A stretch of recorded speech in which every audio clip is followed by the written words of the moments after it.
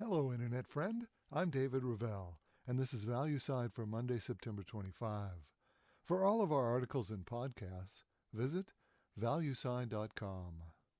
Well, today, September in Moscow. Don't stay too long.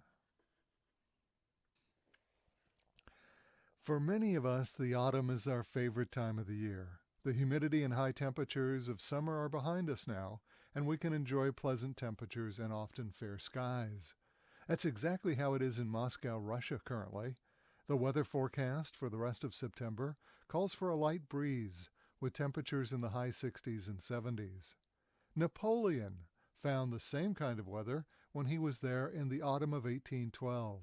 He had just conquered most of western Russia and was enjoying September in Moscow. But he stayed too long. Now you're undoubtedly familiar with the ancient parable For Want of a Nail.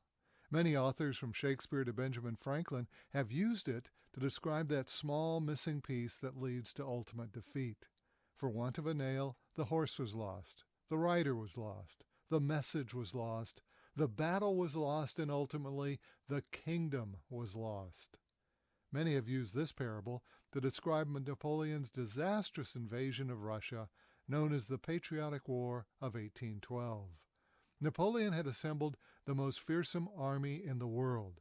He had at his command an army of more than 450,000 battle-hardened soldiers, 25,000 wagons, and 1,400 of the most potent artillery pieces, a force that eclipsed the Russians by at least double. Now, predictably, the Grand Army swept through western Russia in the section that is now Belarus.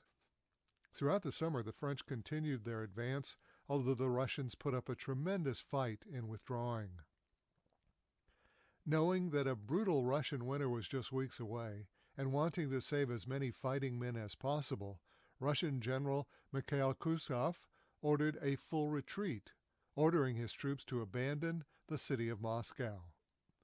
Now, the same strategy, incidentally, that another Russian general, Alexander Dornikov, would use 210 years later as he ordered his troops to withdraw, this time from previously captured territory in the heart of Ukraine. The vaunted counterstrike by the Ukrainians was making all the headlines, if you recall, last September. But like Napoleon, today's Ukrainian leaders may have been premature in declaring victory. Napoleon, you see, so enjoyed the pleasant weather that the 1812 autumn in Moscow had provided that he decided to spend a few extra weeks. That proved to be a fateful miscalculation. In days, the dreadful Russian winter descended on the French troops. The realization hit that the Grand Army was ill-prepared for this onslaught of nature. Their uniforms were inadequate for the cold, food was short, and military hospitals few and far between. Those vaunted artillery pieces were now just dead weight that had to be slogged behind as the troops struggled to return to France. In the end, weapons, guns, and equipment were abandoned as the soldiers perished in the bitter cold. The invincible army that invaded Russia barely a year earlier became a ragtag mob of just 1/4 the size as they returned home. Now, for generations, poets and musicians would celebrate the Russian victory over Napoleon. Peter Tchaikovsky would write the 1812 Overture in celebration, a concert now heard worldwide. Here in the United States, we often hear his music on Independence Day to the accompaniment of fireworks. Now, the lessons from this victory are profound to the Russians and go to their very soul. We see how different their strategy has been in Ukraine than that of NATO's. For instance, the Western allies, and chiefly the United States, have measured victory or defeat by how many kilometers of territory each side has won. In that Ukrainian counteroffensive of a year ago, Time magazine declared, quote, "the Ukrainian counterstrike that turned the tide of the war," as if Ukraine had already won the conflict. Unfortunately, a year later, we can see that has not been the case. On the other hand, the Russians have visualized this conflict as a war of attrition, willing to give up territory while preserving their forces and inflicting harm on the Ukrainians. They employ the same strategy in the pivotal battle for Bakhmut. Here, the territory was irrelevant. For months, the Russians and Ukrainians fought over just a few square kilometers in a tiny village far from any real strategic targets. Both sides were suffering casualties, but the Ukrainians to a withering extent. Now, the Russians were able to employ their most lethal weapon in this conflict, artillery. With their troops out of the line of fire, protected, and utilizing state-of-the-art satellite and drone telemetry, the Russians could rain down a withering hail of fire on the Ukrainian troops. Although the exact numbers are not currently available, it is estimated that in the initial stage of this war and in Bakhmut, the Russians were firing between 50 and 60,000 high-impact artillery shells daily, numbers far greater than Western war planners thought was possible. In contrast, American production of its most widely used artillery shell, the 155 millimeter, stood at just 14,000 per month when the war began.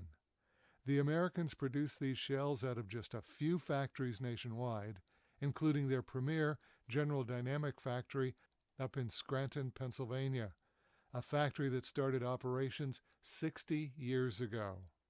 And to say that the Americans can't keep up is an understatement. On any given day, the Russians can launch the same number of artillery shells before noon as the Americans produce in a month.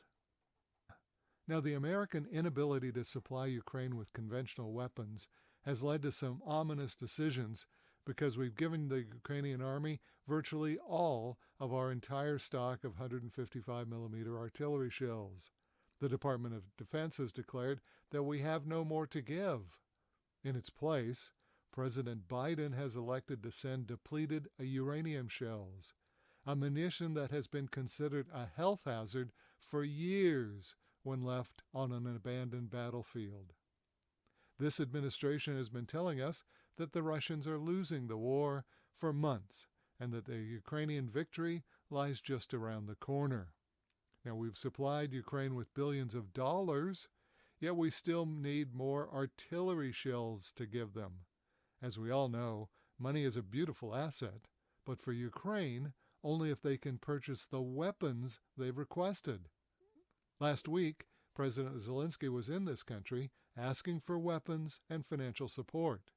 Reports are that he was not successful. It appears that the U.S. Congress is growing increasingly restless in its support for Ukraine. And why not? Currently, the United States is spending more annually on Ukraine than it did either in the Vietnam War or the Afghanistan conflict.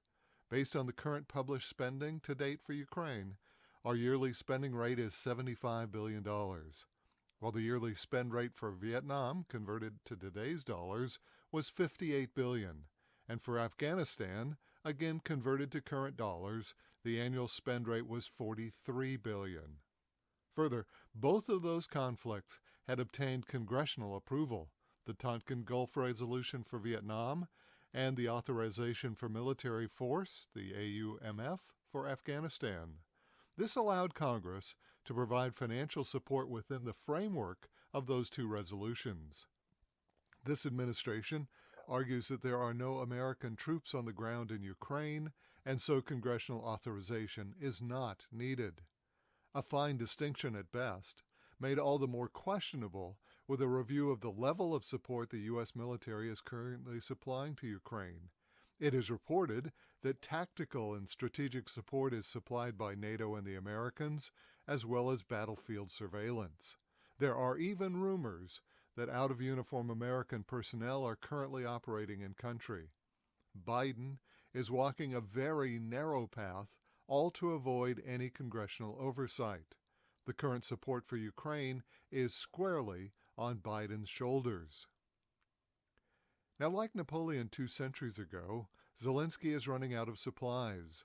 The fact that he spent the week in America asking for more aid says that things are becoming very tight for the Ukrainian army. Summer is over now, and with it Ukraine's summer offensive. As it ended, Ukraine looks undersupplied, still asking for more from America. While across the battle lines, the Russians remain implacable.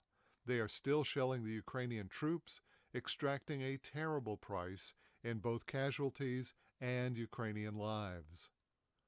Perhaps it's time for the leaders of NATO and Ukraine to remember the lessons of Napoleon.